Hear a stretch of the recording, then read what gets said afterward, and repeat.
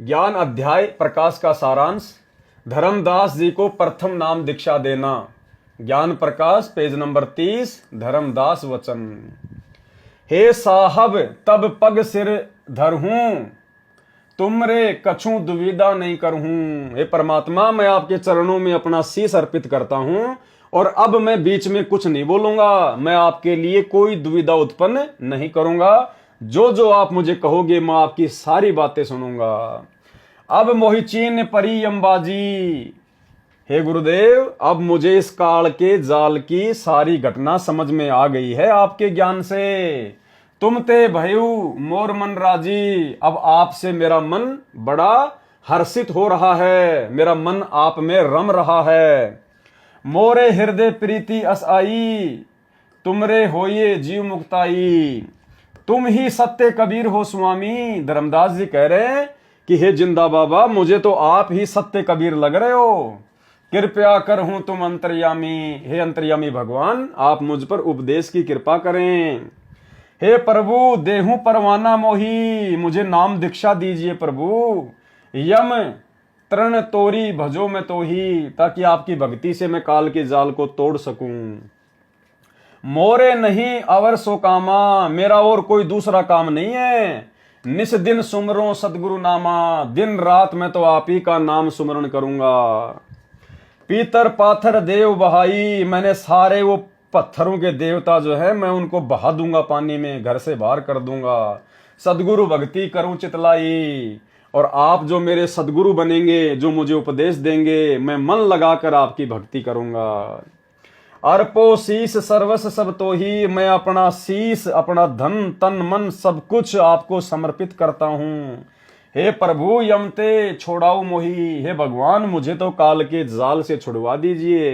परमात्मा हमें शिक्षा दे रहे हैं कि जब आप अपने गुरु से दीक्षा लेने जाते हैं तो आपने इसी प्रकार से अपना तन मन धन उसी दिन सब कुछ अपने गुरुदेव के चरणों में समर्पित कर देना है कि परमात्मा सब कुछ आपका है। जब मैं खुद आपके प्रति समर्पित हो गया तो भला मेरा अपना और बच क्या गया।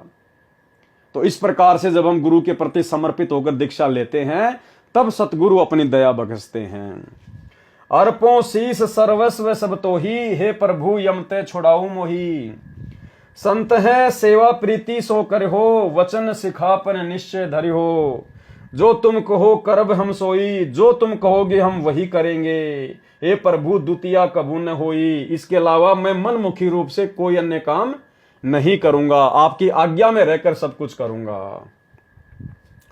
सुनो धर्मनी अब तो ही मुक्ताओ। हे धर्मदास, अब मैं तुझे मुक्ति प्रदान करने वाली बात बताता हूं। निश्चय यमसों तो ही बचाऊं, और निश्चित रूप से मैं तुझे काल के जाल से बचाऊंगा।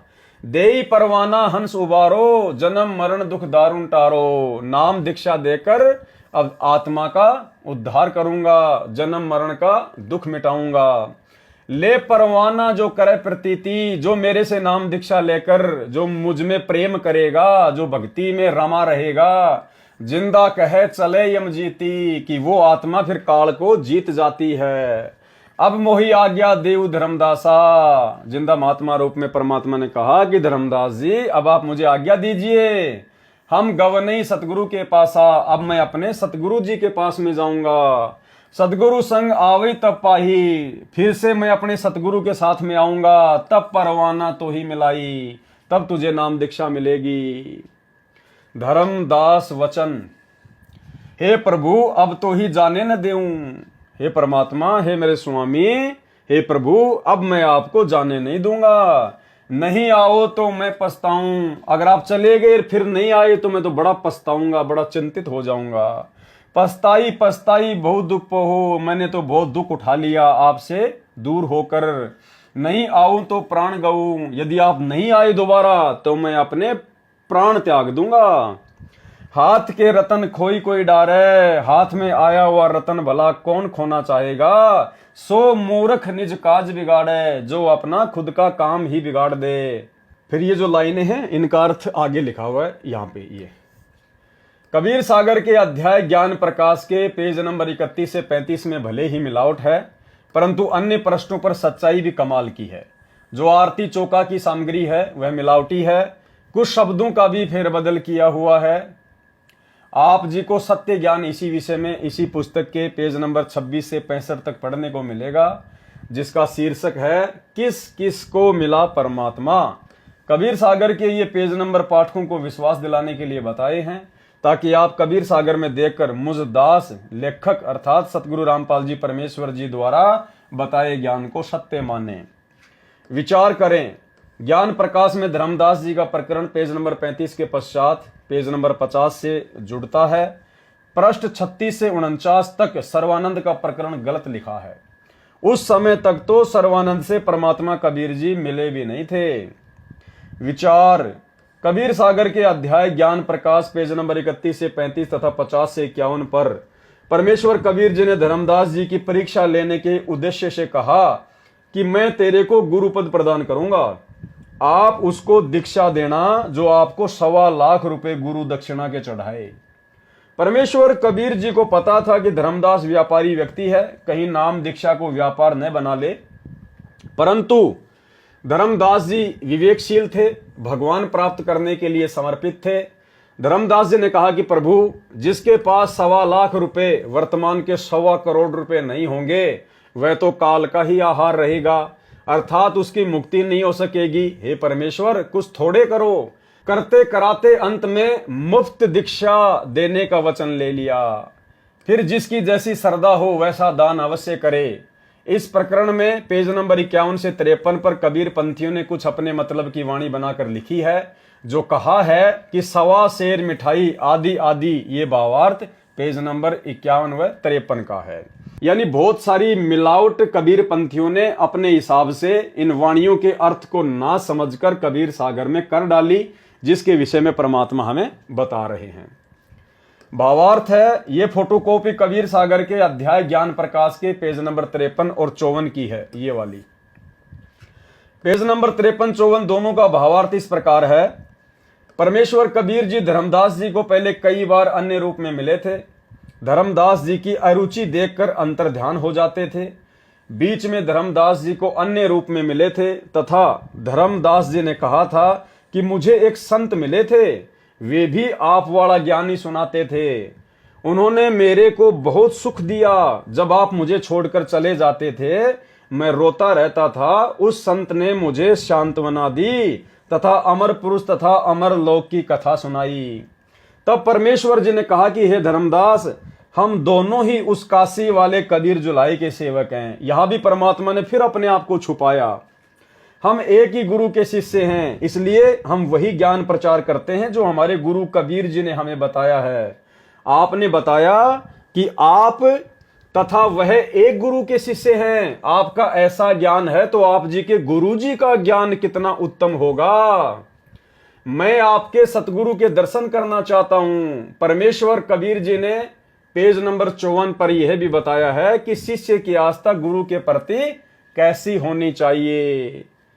यानी परमात्मा चाहते तो जिस रूप में आकर धर्मदास जी को मिले थे, जिंदा बाबा के रूप में, अन्य संत के रूप में, चाहते तो वे उन रूप में भी धर्मदास जी को दीक्षा दे सकते थे। लेकिन उन्होंने क्या कहा कि हमारे गुरु जी तो काशी में हैं, उनका नाम कबीर है, हम तो उनके शिष्य हैं, और शिष्य गुरु के रहते सहते कभी भी नाम दीक्षा नहीं दे सकता। शिष्य ने तो भक्ति करके अपना आत्म कल्याण करवाना होता है, अपनी मुक्ति के मार्ग पर भक्ति के माध्यम से आगे बढ़ना होता है। इसलिए परमेश्वर हमें शिक्षा दे रहे हैं कि आप कभी ऐसी गलती ना कर देना कि अनजाने में आप किसी को नाम दीक्षा दे दो। जो मंत्र मैंने आपको दिए हैं, तुम कहीं किसी और को ये मंत्र बता दो कि ले यार मेरे से ले ले मंत्र, अभी तो मेरे गुरुजी जेल में हैं, पता नहीं कब आएंगे, मंत्र उन्होंने मेरे को दे रखे, ले मैं तेरे को बताता हूं, इन मंत्रों का जाप किया कर। तो भाई और बहनों, हमने ये गलती सौपन में भी नहीं करनी है, भूल कर भी। बोध सागर, अब ये दया करो सुखदाई, दो सेवक के दर्शन पाई। अब धर्मदास जी ने कहा कि मैंने तो आप दोनों गुरु के शिष्यों के दर्शन प्राप्त कर लिए, मेरे ऊपर नाम दीक्षा की दया करो। बड़ इच्छा उन दर्शन केरा, हो प्रभुअम आही तुम चेरा। सुन धर्मनि दर्शन तिन देहो, लीला देखी थकित होई जे हो। अब परमात्मा ने क्या किया, अपने वास्तविक रूप में आकर धर्मदास जी को दर्शन दिए और जो 3 रूप जो धर्मदास जी को दिखाए थे, 2 या 3 रूप पहले, परमात्मा ने वो रूप भी दिखा दिए और अकेले कबीर के रूप में धर्मदास जी के सामने प्रकट रहे। लीला देखी कथित होई जे हो, धर्मदास जी ने ऐसी लीला देखी तो बड़े अचरज में पड़ गया। आप 3 रूप प्रकट दिखावा, एक 3 होए एक समाना। पहले आपने मुझे 3 रूप दिखाए और अब आप अकेले ही खड़े हो। धर्मदास अचरज है रहेऊ, सुमिता होय युगल पद गए हूं। लीला देखी चकित भय दासा, पुनि विनती एक किन प्रगाशा। हे प्रभु अविगत कला तुम्हारी, कि हे परमात्मा तुम्हारी लीला तो अपरंपार है। हम हैं कीट जीव व्यभिचारी, हम तो 2 कोड़ी के जीव हैं। सत्य लोक तुम वर्णी सुनावा, आपने मुझे जो सतलोक की बातें बताई, जो सृष्टि रचना सुनाई। शोभा पुरुष हंसन सतभावा, और आपने जो मुझे परमात्मा की शोभा का जो वर्णन किया है। केसन देश राज व आही, चित इच्छा प्रभु देखन ताही। अब धर्मदास जी ने पर सतलोक देखने की इच्छा जाहिर की। धर्मदास ये है निर्घिन काया। अब कबीर परमेश्वर ने धर्मदास जी से क्या कहा कि धर्मदास ये निर्घिन काया, ये काया जो है तुम्हारी ये बहुत ही ज्यादा ये गंदी है, निर्घिन काया। यही तन पुरुष दर्श किम पाया, इस शरीर से तुम कैसे उस परमात्मा के दर्शन पा सकते हो। तन ठीका जब पूरी है आई, भाई जब ठीक का समय आएगा ना, जब तेरा शरीर छूटेगा, सत्य लोक तब देखूं जाई, फिर तू सतलोक में जाके खूब देखना वहां परमात्मा को। तो धर्मदास जी ने क्या कहा, धर्मदास गही चरण निहोरा, हे प्रभु तृष्णा मिटाऊ मोरा। धर्मदास जी ने परमात्मा के पैर पकड़ लिए और कहा परमात्मा मेरी ये इच्छा तो आप पूरी करो ही करो, मुझे सतलोक दिखाओ, प्रभु के दर्शन कराओ। धर्मदास गही चरण निहोरा, हे प्रभु तृष्णा मिटाऊ मोरा। चरण टेकी प्रभु विनहो तो ही, पुरुष दरस विनु कल नहीं मोई। कि उस परमात्मा के सतलोक में दर्शन किए बिना मुझे चैन नहीं पड़ेगा। कबीर साहिब फिर अंतर ध्यान हो गए और धर्मदास साहब का विकल होना। गुप्त भये प्रभु अविगत ताता। उसी समय कबीर परमात्मा धर्मदास जी के सामने से बिल्कुल अंतर ध्यान हो गए, क्योंकि वो परमात्मा के साथ में फिर से जिद करने लगे। परमात्मा कह रहे थे भैया धर्मदास जब ठीक का समय आएगा, जब तेरा शरीर छूटेगा तो सतलोक ही तो जाएगा भक्ति करके, वहां खूब दर्शन करना अपने भगवान के, अपने मालिक के। लेकिन धर्मदास जी ने जिद पकड़ ली तो परमात्मा तुरंत वहां से अंतर ध्यान हो गए। इसी प्रकार भाई और बहनों, हमने अपने सतगुरुदेव भगवान की रजा में राजी रहना है। जो राखूं त्यों ही रहूं, हमरा के चारा, खाने जाद खरीद हूं गुलाम तुम्हारा। हे गुरुदेव भगवान, आप हमें जिस भी स्थिति में रखोगे हम उसी स्थिति में रहेंगे परमात्मा। सुख में, दुख में, अभाव में हम कभी आपसे अपने जीवन में कोई शिकायत नहीं करेंगे। हे परमेश्वर, आप समर्थ हैं, आप तो सब कुछ कर सकते हैं। उसके बावजूद भी यदि हमारे भाग्य में किसी चीज की कमी रहेगी तो परमेश्वर हमारी भक्ति में, हमारी भक्ति के प्रति लगन में, हमारे सेवा भाव में, हमारे श्रद्धा भाव में कोई कमी होगी। अन्यथा आपके घर में तो किसी चीज की कोई कमी नहीं है। तो हमने कभी भी अपने गुरुदेव भगवान से किसी भी बात की जिद लगा के नहीं बैठना है। गुप्त भय प्रभु अविगत ताता, धर्मदास मुख आवे न बाता। धर्मदास का मुंह ही बंद हो गया कि भाई मैंने तो बहुत बड़ी गलती कर दी।